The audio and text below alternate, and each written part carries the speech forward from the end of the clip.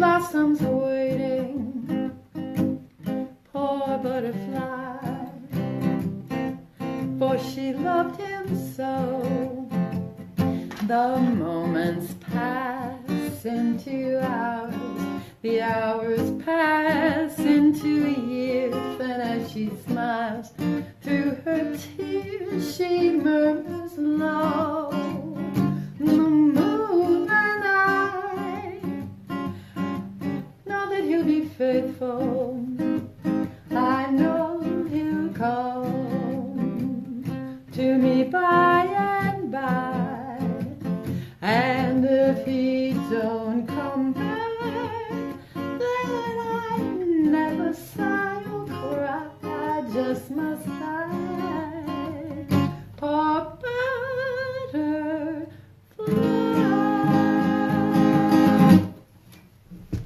This song, Poor Butterfly, was written in 1929.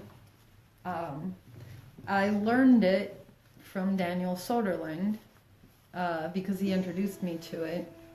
It was the kind of music that he was brought up with. He was part of the generation not too long ago where one had piano players in your family, and that's how you had music, because there wasn't so much of a reliance on recorded music or this focus on the stars that we all are consumers of these days.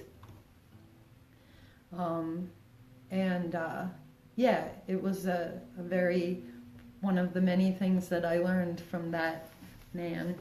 And it's his life I wanted to talk about. Now, I met Daniel Soderlind quite circumstantially, or so I thought, until we'd known each other for quite some time.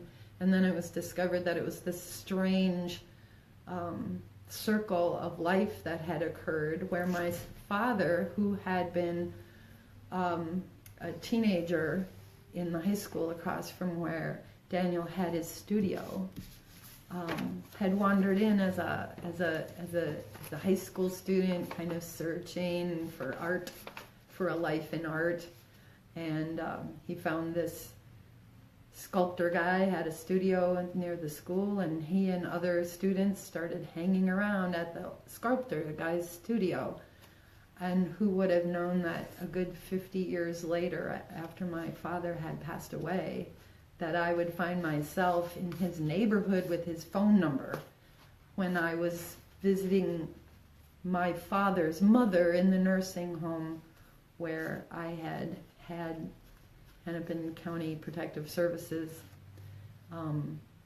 put her so she could be safe.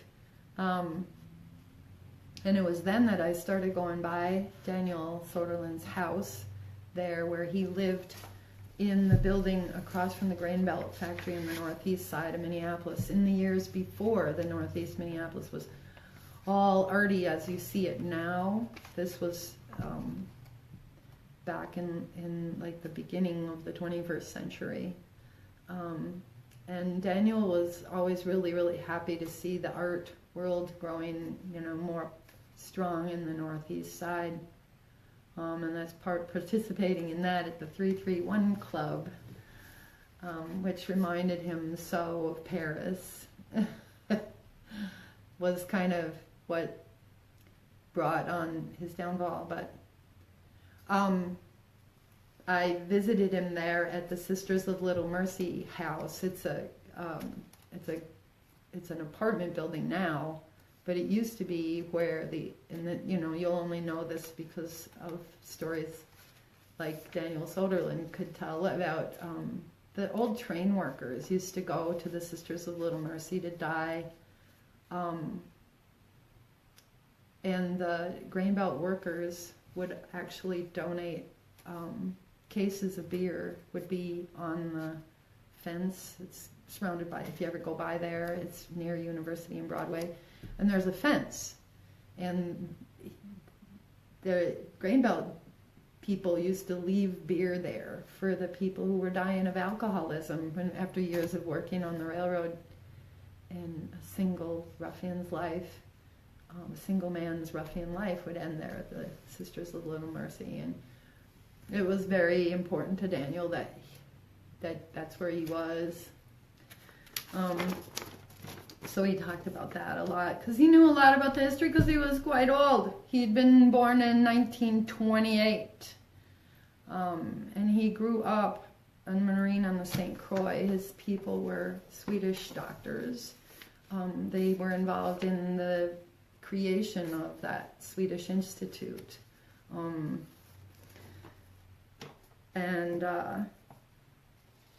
I have here in my hands, which is really nice to have, is a vitae that was put together by Dee Million. Hi Dee, I'm going to tag you, so I hope you see this video. And she very systematically in the last years of Daniel's life tried to attempt to help him with the creation of a vitae that starts at his birth in 1928, goes through his stint at the Brick Military School, which he also, my father also went to the Brick Military School much later. His period of study at Walker Art School, his involvement with the Minneapolis Arts Institute exhibits, Minnesota State Fair, and then there was the Korean War in 1952 when he was 22 until he was 24 years old. He did talk about the Korean War with me at sometimes when we were hanging out. I want to talk about that stuff later, and also one of the most important parts of this presentation over the next couple weeks is that I will come in here, and I recently found that we have a light table here at the school, and I'm going to work with Daniel's black and white slides of Korea.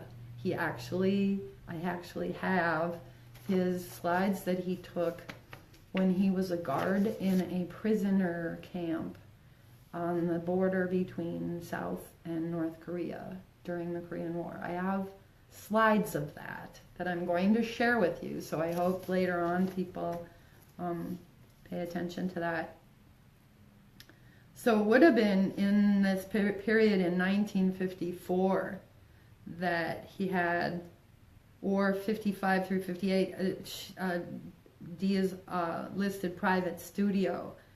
So either before Hamlin and the Skowhegan School of Painting in May was when he probably met my father in this 55 to 58 period, because I was born in 56. So yeah, maybe the 54 period. Anyway, that's when he met my father, Bryce Landis. And then 55 through 59, he was involved in the Minneapolis School of Art. And that's line 20 on Dia's extensive thing here. I want to see more about that period. He was an instructor, an educator in design and sculpture, and it was then that the school got accredited, and nobody who was teaching art at the time who couldn't do certain things that Daniel couldn't do because of his persistent dyslexia that had affected his childhood education. He actually played hooky from elementary school by hopping the train from Marine on the St. Croix and going into Minneapolis instead of going to school. A lot of people don't know that. Those are the kinds of things that he talked to me about, and I want to talk more about them. But you know, there was a stint in '56 at the University of Minnesota, which let me carry that through to the line. His role there was, that would have been, which line was that? University of Minnesota appears on 26, so he was an instructor and educator at the University of Minnesota, presented a program for the Minnesota ETV on the making of clay crutches.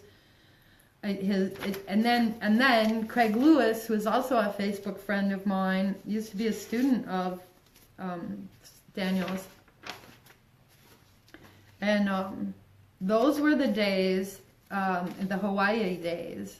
That would have been after the Southdale Shopping Center piece, which I posted a picture underneath of this, or no, on my personal Facebook page.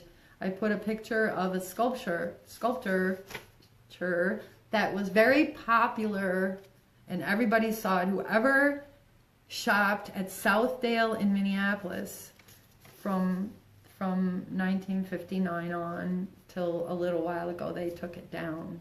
But that huge sculpture, and I'll post it again, that everyone who ever shopped at Southdale was familiar with out in Edina, or Bloomington, I guess. Daniel Soderlind was the one that made that. And then after that, that was when he went to Hawaii.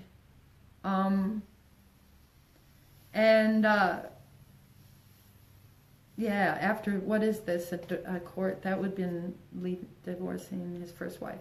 Anyway, he ended up in the Diamond Head Gallery, the Royal Hawaiian Art Gallery, the Honolulu International Center.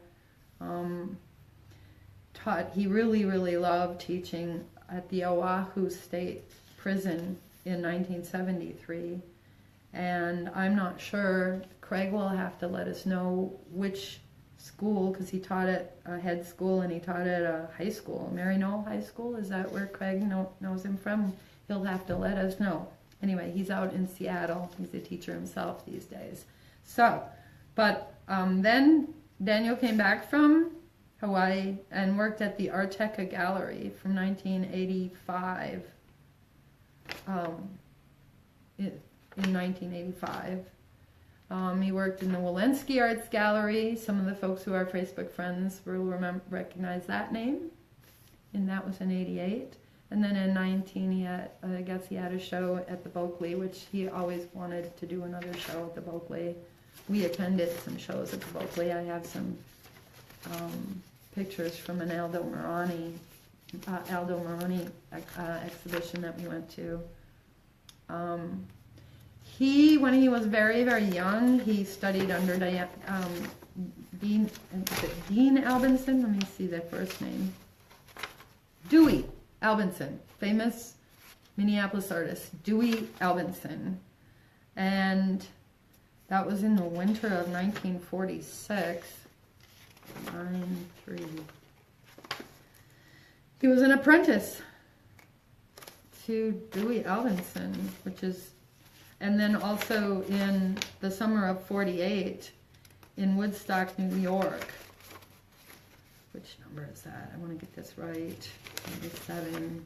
In Woodstock, New York, he was also an apprentice to Alexander Archipenko, which is a name that, if you knew Daniel, you heard that name a lot. So,